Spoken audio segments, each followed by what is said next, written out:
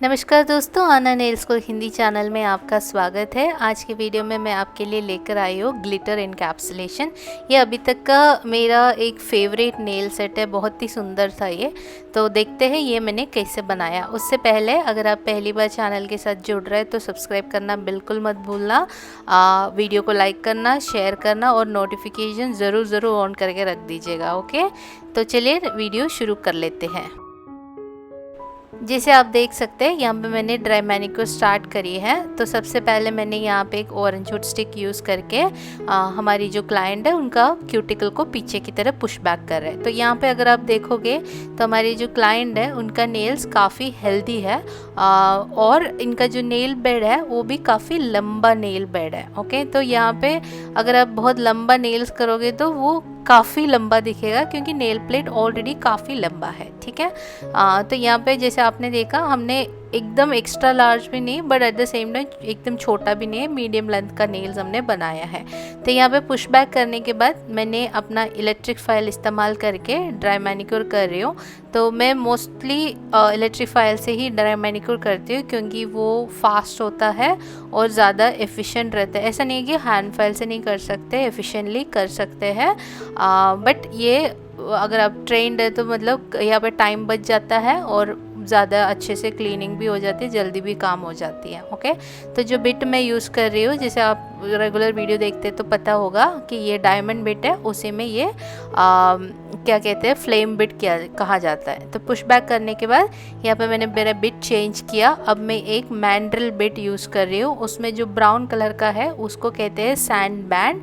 और जो sand band मैं इस्तेमाल कर रही हूँ ये 180 ग्रेड का सैंड बैंड है। अगर आपका क्लाइंट जो है उनका नेल्स पतला है या डैमेज्ड है, ओवरफाइल्ड ऐसे कुछ रहेगा तो आप 180 नहीं 220 या 240 का यूज़ कर सकते हैं सैंड बैंड। अगर नहीं है ऐसे सैंड नंबर का सैंड बैंड तो आप अपना जो हैंड फाइल है उसी का 220 240 या फिर बफर एकदम ही पतला है तो फिर हम हैंड फाइल नहीं यूज़ करेंगे, बफर का हार्ड साइड से आप फाइल कर सकते हैं, बट बहुत जेंटली आपको फाइल करना रहेगा। ओके, तो अगर देखिए हम ओवर फाइल कर देते हैं ना, गलत ग्रिड का फाइल यूज़ करके या ज़्यादा प्रेशर इस्तेमाल करते हो लगाते हो जब आप फाइल करते हैं तभी नेल का डैमेज होता है। एक्सटेंशन करने से कभी भी नेल्स डैमेज नहीं होता। डैमेज तभी होता है जब आप सही तरीके से नेल्स को प्रेप नहीं करते, आप रॉन्ग फाइल यूज़ करते हैं, ओवर फाइल कर देते हैं तभी, या फिर एक्सटेंशन को आप क्या कहते हैं ऐसे पुल करके निकाल देते हैं प्रॉपर तरीके से, तभी नेल डैमेज होता है। अगर आपको लग रहा है आपका जो नेल टेक्नीशियन से आपने कराया उसके बाद भी वो नेल ख़राब कर दी तो आपको नया सैलून देखना चाहिए, क्योंकि एक्सटेंशन करने से नेल्स कभी ख़राब नहीं होती है और सही तरीके से ना करने से डेफिनेटली ख़राब होगी। ओके, तो यहाँ पे मैंने जो क्यूटिकल एरिया में जो स्किन है उसको भी ट्रिम किया और उसके बाद यहाँ पे मैंने अल्कोहल और लिन फ्री वाइप से नेल प्लेट को अच्छे से क्लीन किया है। उसके बाद मैं यहाँ पे यूज़ कर रही हूँ डिहाइड्रेटर। तो डिहाइड्रेटर हम इसलिए इस्तेमाल करते हैं ताकि नेल में कुछ भी ऑयल मॉइस्चर कुछ रहेगा तो वो रिमूव हो जाता है। तो मैं अल्कोहल से वाइप भी इसलिए करती हूँ ताकि नेल प्लेट अच्छे से ड्राई रहे। उसके बाद जब डिहाइड्रेटर से कर लेते हैं तो एकदम ही नेल ड्राई हो जाती है। अगर आप चाहते हो कि आपका एक्सटेंशन लंबा चले तो आपको प्रेप वर्क अच्छे से करनी है और प्रोडक्ट को भी सही तरीके से इस्तेमाल करनी है। तो यहाँ पे जो एक्सटेंशंस है उसके लिए मैं इस्तेमाल कर रही हूँ पेपर फोम्स। आपने काफ़ी मेरे वीडियोस देखे होंगे। मैं पर्सनली पेपर फोम्स को ज़्यादातर प्रेफर करती हूँ क्योंकि उसमें मैं बहुत ही कॉम्पैक्ट शेप का नेल्स बना सकती हूँ। टिप्स में कैसे ना, उसमें हम पहले मेशर कर लेते हैं, फिर उसको अटैच करने के लिए ग्लू लगता है, फिर उसको रीशेप करना पड़ता है, प्रेप करना पड़ता है। तो यहाँ पे फॉर्म्स कैसे सीधा सीधा आप लगा सकते हैं। तो अगर आप फॉर्म्स यूज़ कर रहे हैं तो जो डिहाइड्रेटर और प्राइमर जो मैंने लगाया वो हम टिप एप्लीकेशन के बाद में करेंगे, लेकिन यहाँ पे फॉर्म्स से कर रहे हैं तो हम पहले डिहाइड्रेटर और प्राइमर लगा देते हैं, उसके बाद हम फॉर्म्स लगा देते हैं। यहाँ पे देखिए फॉर्म्स लगने के बाद फॉर्म हमेशा नेल प्लेट का अंदर होना चाहिए। ओके, तो यहाँ पे मैं ग्लिटर का इनकैप्सुलेशन कर रही हूँ तो उसके लिए ऑब्वियसली मुझे लगेगा क्लियर एक्रिलिक। तो यहाँ पे मैं ग्लैम एंड ग्लिट्स करके एक अमेरिकन ब्रांड है, मैंने कुछ टाइम पहले मैंने मंगाया था। बहुत ही हाई शाइन या बहुत अच्छा ग्लास लाइक इफ़ेक्ट ये वाली जो क्लियर एक्रिलिक देती है। तो इसलिए मैं जब भी इनकैप्सुलेशन करती हूँ तो मोस्टली ये वाली ब्रांड यूज़ करती हूँ। इसके अलावा जो इंडियन ब्रांड अगर आप देखना चाहोगे को जो सबसे बेस्ट है अभी तक का जो मैंने ट्राई किया, उसमें मुझे TNT का क्लियर एक्रिलिक काफ़ी क्लियर लगा। इसके इक्वलेंट क्वालिटी का है, अगर आप ख़रीदना चाहते हो तो खरीद सकते हैं। ओके, तो यहाँ पे मैं क्या कर रही हूँ, सबसे पहले ग्लिटर को लगाने के लिए मुझे यहाँ पे एक बेस देना है। तो उसके लिए मैंने क्लियर एक्रिलिक पहले लगाया है। तो यहाँ पे दो तरीका है, लूज़ ग्लिटर को जब इस्तेमाल करनी होती है तो हम दो तरीका फॉलो कर सकते हैं। एक ये है कि आप इसी तरीके से क्लियर एक्रिलिक से एक बेस बना सकते हैं, उसके बाद आप ग्लिटर को ऊपर प्लेस कर सकते हैं। सेकेंड ऑप्शन ये है कि आप अपने ग्लिटर को एक कंटेनर में ले लो और उसमें क्लियर एक्रिलिक को डालो और उसके बाद दोनों को मिक्स करो। मुझे अगर इस वीडियो में मैंने इंक्लूड किया तो बताती हूँ। तो ये वाली ग्लिटर है जो मैं यूज़ कर रही हूँ, ये मॉडल वंस करके एक ब्रांड का है जो अगेन US का ही ब्रांड है। तो उन्होंने काफ़ी टाइम पहले ये पूरा एक ग्लिटर का सेट लॉन्च किए थे, तो बहुत ही सुंदर ग्लिटर है।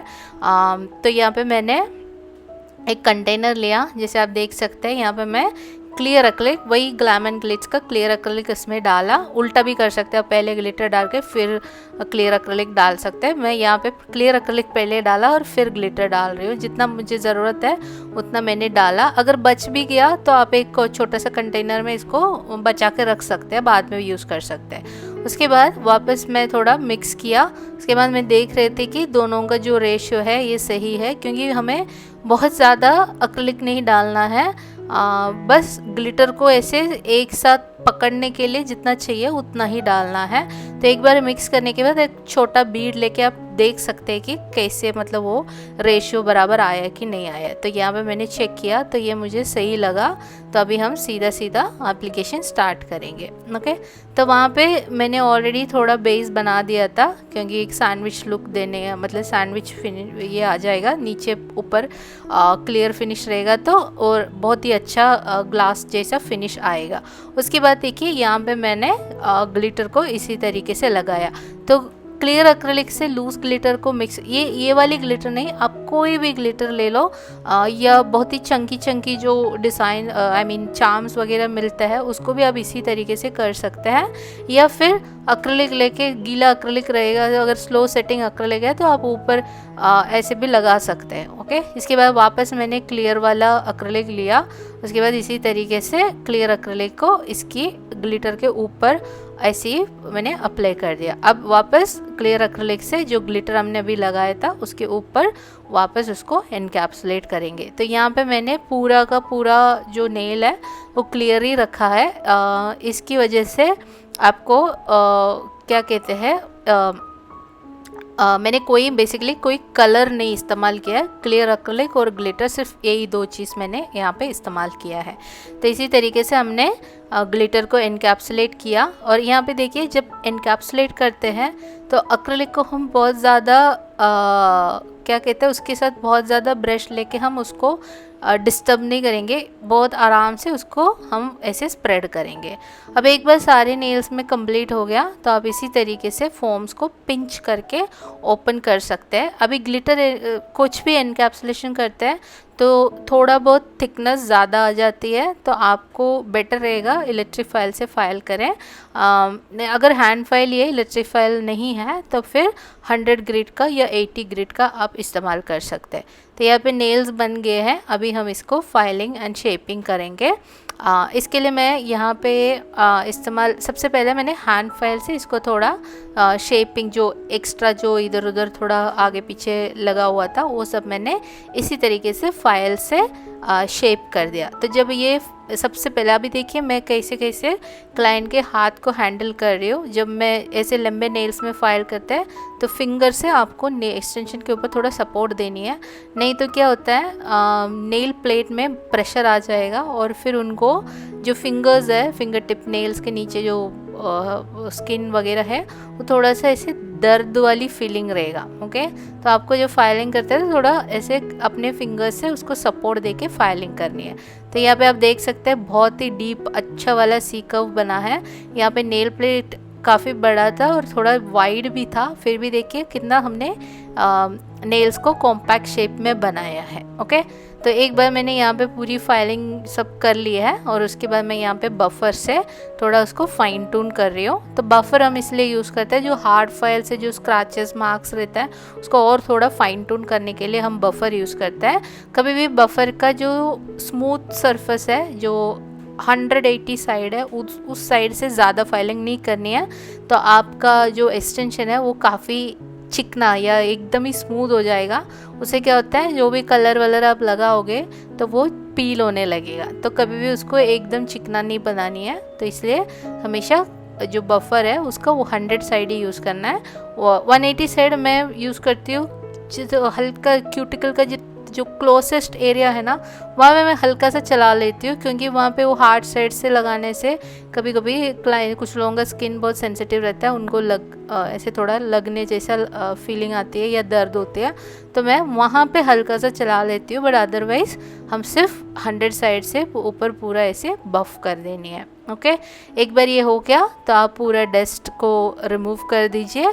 उसके बाद यहाँ पे मैं वापस लिन फ्री और अल्कोहल से वाइप करेंगे। अगर आप चाहो तो इस समय अपने क्लाइंट को हाथ वॉश करने भी बोल सकते हैं। तो यहाँ पे देखिए मैं हमेशा चारों तरफ से चेक करती हूँ कि कहीं कुछ मिस कर दिया, मतलब जो आर्किटेक्चर है नेल्स का वो बराबर है कि नहीं, पूरा चेक करती हूँ उसका टॉप कोटिंग करने से पहले। ऐसे नेल्स बनाने का एक ही फ़ायदा होती है, मतलब बहुत बड़ा फ़ायदा होता है कि आपको कलर नहीं लगानी पड़ती, सीधा सीधा टॉप कोट लगा दो और सील कर दो।